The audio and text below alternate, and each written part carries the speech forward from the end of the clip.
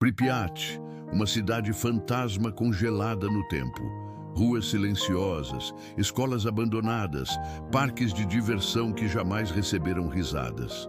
Tudo ali é um lembrete sombrio do maior desastre nuclear da história. O vento carrega o eco de uma explosão que transformou vidas para sempre.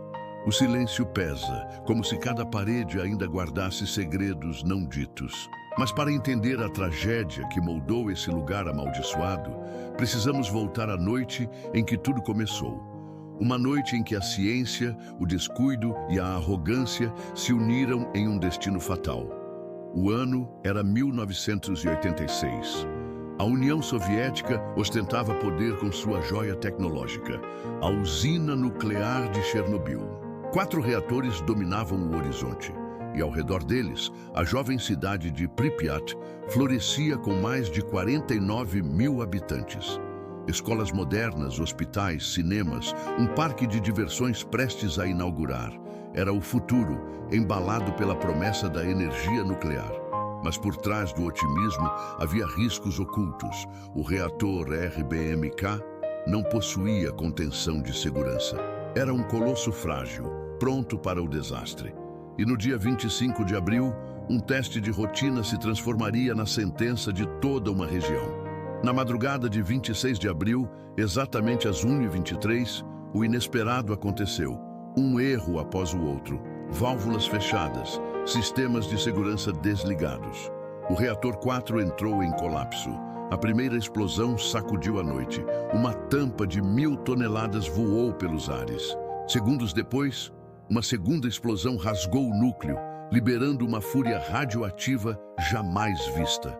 Uma luz azul cortou o céu. Trabalhadores foram queimados pela radiação invisível. 2 morreram na hora. Outros agonizaram, sem saber que estavam inalando a morte. Do lado de fora, os habitantes de Pripyat dormiam, alheios ao pesadelo que os cercava. Os primeiros a enfrentar o inferno foram os bombeiros de Chernobyl. Sem proteção, encararam chamas alimentadas por grafite em brasa, um fogo impossível de controlar. Cada minuto ali era uma sentença.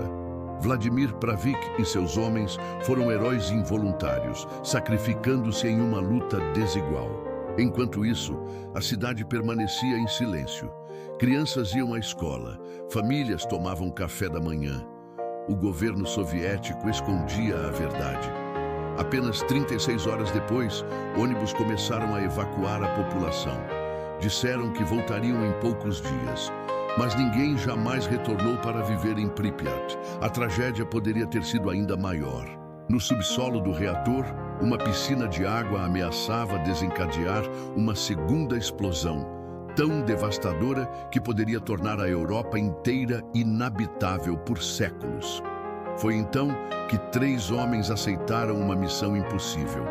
Alexei Ananenko, Valery Bespalov e Boris Baranov mergulharam na escuridão tóxica, com lanternas falhando e a morte os rondando a cada passo.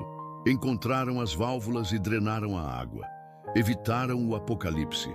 Seus nomes são pouco lembrados, mas seu sacrifício impediu que o mundo fosse marcado por um desastre ainda maior. O preço humano foi incalculável. Mais de 350 mil pessoas foram deslocadas para sempre. Milhares morreram em silêncio, vítimas de câncer, leucemia e doenças provocadas pela radiação. Crianças adoeceram. Famílias foram destruídas. A nuvem radioativa se espalhou pela Europa. A confiança na energia nuclear foi abalada. E a própria União Soviética viu sua imagem ruir diante dos olhos do mundo. Chernobyl não era apenas um acidente. Era um símbolo de falhas humanas, de segredos mal guardados e da incapacidade de controlar a força que ousaram liberar. Mas a ameaça não acabou com o incêndio. O chamado sarcófago foi erguido às pressas para conter a radiação. Uma tumba de concreto que, com o tempo, começou a rachar e ameaçar colapsar. Décadas depois, a nova confinamento seguro foi construída. Uma estrutura colossal, maior que a Estátua da Liberdade, projetada para segurar por pelo menos um século a fúria adormecida do reator 4. Dentro dele, ainda hoje repousam mais de 200 toneladas de material radioativo. Um monstro adormecido, vigiado por engenheiros, mas que permanecerá letal por gerações.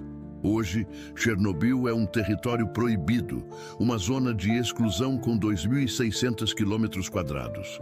Pripyat permanece como um cenário pós-apocalíptico.